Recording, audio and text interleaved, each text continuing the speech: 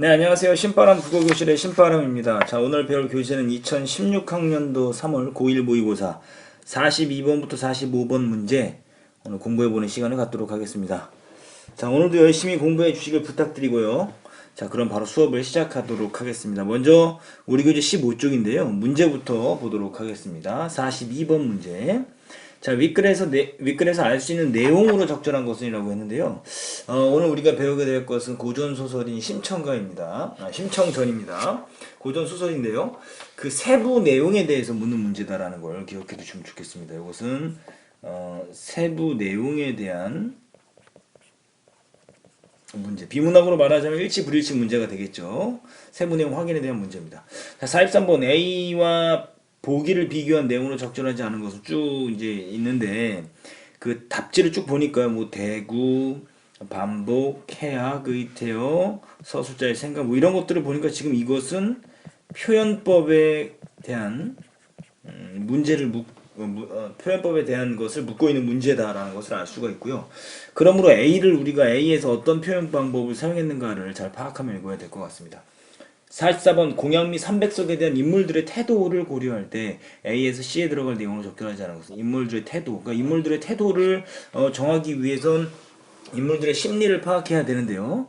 어떤 심리 이런 것들을 파악해야 되겠죠. 또 성격 이런 것들을 파악하려면 이 사람들의 대화나 행동을 유심히 봐야 된다는 것 기억해 두셔야 될 것 같습니다. 자, 마지막 45번 문제는 한자성어 어휘 문제죠. 뭐 다 알고 있어야 되는 한자성어이기 때문에 이따 문제로 바로 해결하도록 하겠습니다. 자, 42번부터 45번 심청전 너무나 잘 알고 있는 내용의 심청전 고전 소설. 그럼 내용 분석을 들어가도록 하겠습니다. 자, 이때 신봉사는 홀로 앉아 심청을 기다릴 때 심청을 기다리고 있어요. 신봉사가 인물 나오네. 신봉사 심청. 배고파 등에 붓고 배고파 등에 붓고라고 했죠? 이건 과장법이죠.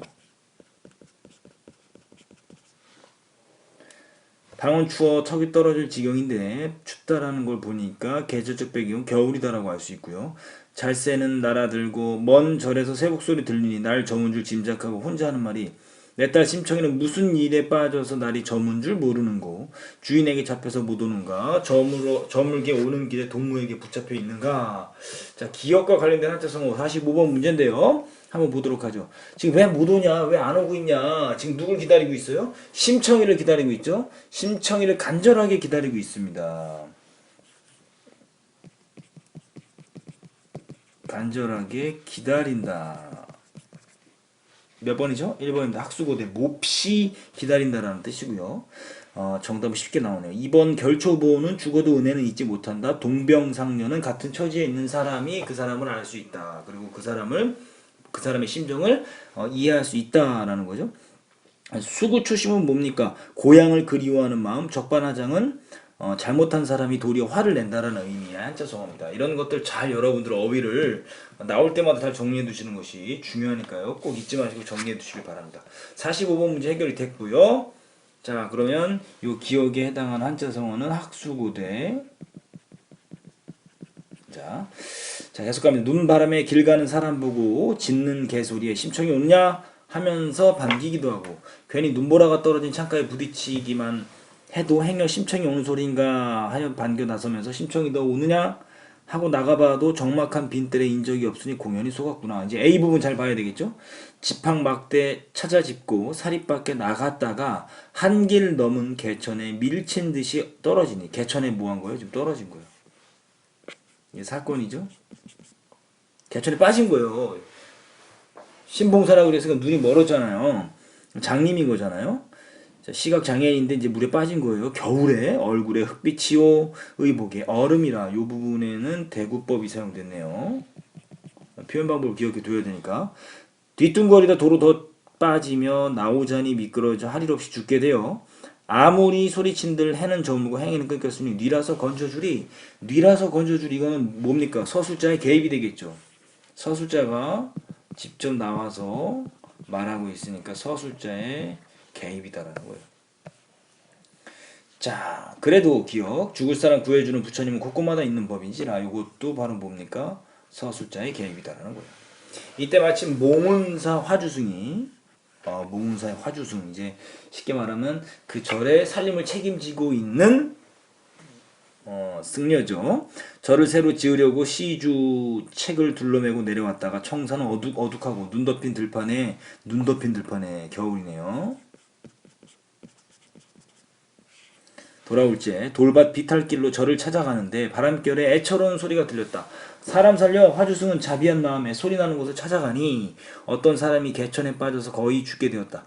급한 마음에 구절 죽장과 바랑을 바위 위에 휙 던져두고 굴갓과 먹물 장삼, 실띠 달린 채로 벗어놓고 육날 미투리, 행전, 데님 버선도 훨훨 벗어놓고 고두 누비바지, 저고리 거듬거듬 훨씬 축혀 올려 급히 뛰어들어 신봉사 고추상투 덥석 잡아들어 건져 올려 놓으니, 이제 뭐 해준 거예요? 화주승이 지금 뭐 한 겁니까?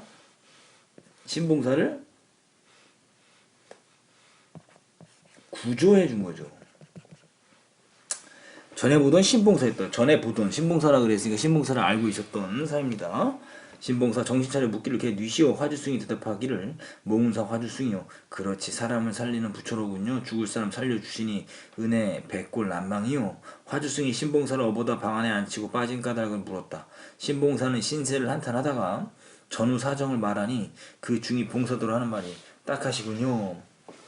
우리 절 기억을 묶어보시죠. 부처님은 영험이 많으셔서 빌어서 아니 되는 일이 없고 구하면 응답을 주신답니다. 공양미 300석을 부처님께 올리고 지성으로 불공을 들며 반드시 눈을 떠서 성한 사람이 되어 천지만물을 보게 될 것입니다. 이게 바로 눈 뜨는 법이죠. 눈 뜨는 법에 대해서 이야기해 준 거예요. 신봉사가 집안 형편을 생각하지 않고 눈 뜬다는 말에 혹하여 좀 경솔한 이제 부분이 좀 있어요. 그러면 300석을 적어가시오. 화주승이 허허 웃고 이보시오. 대의 집안 형편을 살펴보니 300석을 무슨 수로 장만하겠소. 신봉사 홧김에 하는 말, 여보시오. 어느 쇠아들 놈이 부처님께 적어놓고 빈말하겠소. 눈 뜨려다가 앉은 뱅이 되게요. 사람을 업신여겨 그런 걱정일라 말고 적으시오. 화주승이 바랑을 펼쳐놓고 제일 윗줄 붉은 칸에 심학규 쌀 300석 이라 적어가지고 인사하고 갔다. 그런데 신봉사는 화주승을 보내고 다시금 생각하니 시주쌀 300석을 장만한 길 없어 복을 빌려다가 도리어 죄를 얻게 되니, 왜냐면 지금 눈을 뜨려는 욕심에 뭐 한 거예요? 지금 되도 않는 공양미 300석을 약속을 한 거죠. 그러니까 지금 되도 않는 약속을 지금 해놓고 지금 후회를 하기 시작하는 신봉사의 모습을 우리가 알 수가 있습니다. 이를 어이하랴. 이 서름 저 서름 묵은 서름 햇서름이 동무주에 일어나니 견디지 못하고 울음을 운다. 지금 이제 뭐요? 신봉사의 심리는 슬픔이에요. 공양미 300석 얘기를 했는데 이거 어서 구할 데는 없고 뭐 이런 심정이겠죠. 한창 일이 탄식할 때 심청이 바빼어서 아버지 모습 보고 깜짝 놀라 발을 구르면서 온몸을 두루만지며 아버지 이게 웬일이어요? 나를 찾아 나오시다가 이런 욕을 보셨나요? 이웃집에 가셨다가 이런 봉변을 당하셨나? 축빈들 오죽하며 부남인들 오죽하리.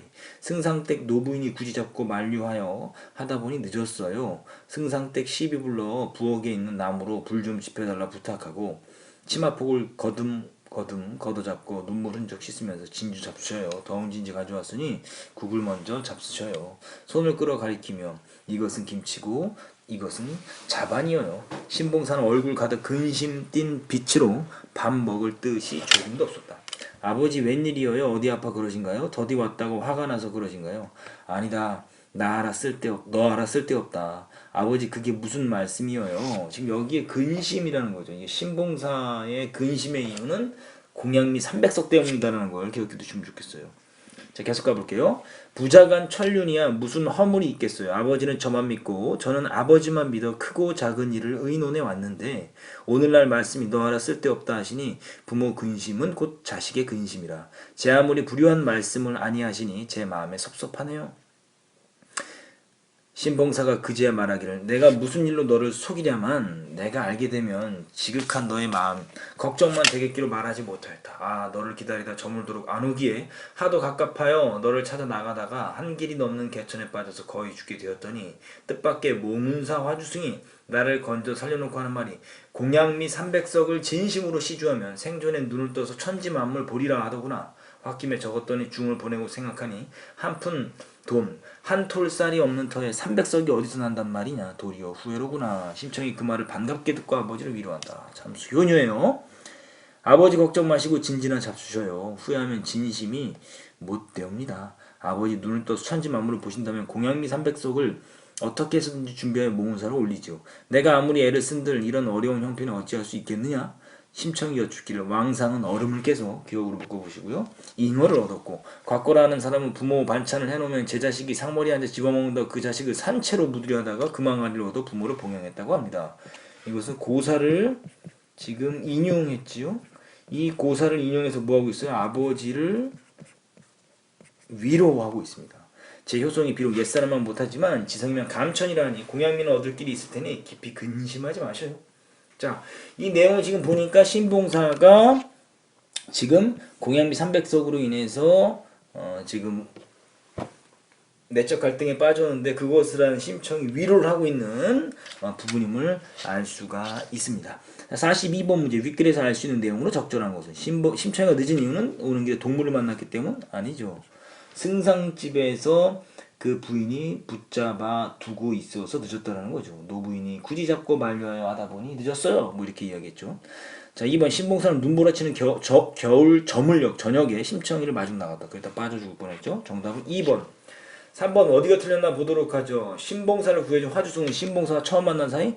아니죠. 뭐라 그랬어요? 전에 보던 신봉사였다. 옛날에 알던 사이다라고 아까 이야기했었습니다. 4번 화주승은 신봉사에게 물에 빠진 사정을 듣고 신봉사를 절로 데려갔다. 화주승이 구해줬죠. 그리고 절로 데려가지 않았고 신봉사의 뭐라고? 집으로 데려왔습니다. 그렇죠? 자, 그래서 틀렸고요. 자, 심청이 화주승에게 아버지가 화주승에게 들었는 게 아니라 아버지한테 들은 거죠. 이거 틀린 거죠. 쉽게 문제 풀 수 있습니다.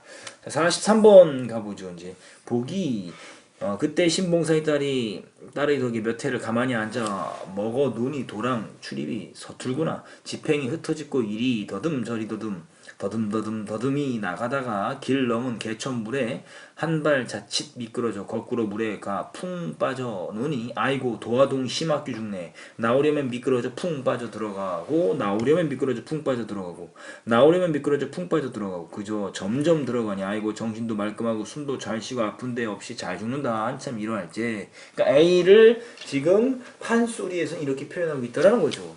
1번부터 비교해 보도록 하죠. 자, A는 보기와 달리 대구를 활용해요. 대구를 활용하고 있죠. A에서는 어떻게? 얼굴에는 흑빛이요 의복이 얼음이라 아까 표시를 해줬습니다. 그러니까 이건 맞고요. 자, 2번 보기는 A와 달리 개천에서 빠져나오려 했을 신봉사의 행동을 반복적으로 뭐라고 나와 있습니까? 바로 여기죠. 물에가 풍 빠져오니 아이고 도화동 신봉사 빠져 죽네. 나오려면 풍 빠져 들어가고 나오려면 풍 빠져 들어가고 나오려면 풍 빠져 들어가고 이 부분 나와 있죠. 네, 이것도 맞고. 3번 A는 보기에 비해 해학적 표현을 두드러지게 사용하여 신봉사가 처한 위급한 상황을 부가 해학적 재미난 표현을 사용하는 건 뭡니까? 보기가 오히려 재미난 표현을 사용하고 있죠. 이게 바뀐 거예요. 정답은 3번이 틀렸다라는 겁니다. 4번 보기는 A에 비해 의태어 지금 나오죠. 이리 더듬 저리 더듬 이거는 의태어 맞죠. 5번 A와 보기는 모두 신봉사가 처한 상황을 서술자의 생각을 제시하고 있다. 나오고 있죠. 자, 서술자의 생각 지금 다 나오고 있죠. 맨 여기 A 부분에서는 아이고 정신도 말끔하고 숨도 잘 쉬고 아픈 데 없이 잘 죽는다 한참 일이 할지 요 부분이고요. 그리고 A 부분에서는 뭐라 그랬냐면은 뉘라서 건져주리고 이 부분이 서술자의 그 개입이다라고 알 수가 있습니다. 자, 그 정답은 3번이 나왔고요. 44번 문제 인물들의 태도. 자, 그럼 화주승. 자, A 화주승은 집안 형편을 보아니 공양미 시주가 어려워 보이지만 낸다고 하니 시주할 내용을 적어야겠구나. 적었죠? 맞죠? 2번 B 심학규 신봉사 부처님이 영험하다고 화주승이 말한 거 보니 공양미를 시주하면 눈을 뜰 수 있을 거예요. 기대감 맞지요? 자, 3번 우리 집 어려운 형편을 생각 안 하고 무조건 공양미를 시주를 약속했으니 이를 어찌한단 말 후회하여서 눈물을 흘렸죠. 맞지요? 4번 심청이 아버지를 살려주신 부처님의 은혜에 대한 보답? 아니죠. 아버지 눈을 뜨기 위해서 공양미를 꼭 시주해야겠어라고 이야기할 수 있겠죠. 4번이 틀렸습니다. 5번 공양미를 마련하기 위해 백방으로 노력한다면 얻을 방법이 있을 거라고 아버지를 안심시켜 드려야지 이야기했잖아요. 맞습니다. 45번 아까 했습니다. 이렇게 해서 오늘 42번부터 45번 문제를요. 오늘 다 풀어냈습니다. 여러분들은 배운 부분을 꼭 복습하시고요. 무엇보다도 여러분들이 틀린 부분, 어느 부분에서 사고에 오류가 있었는지, 생각이 오류가 있었는지를 반드시 수정 보완하시는 시간을 갖길 바랍니다. 자, 오늘도 열심히 공부해 주셔서 감사합니다. 그럼 다음 시간에 다시 만나요. 소년이여, 야망을 가져라.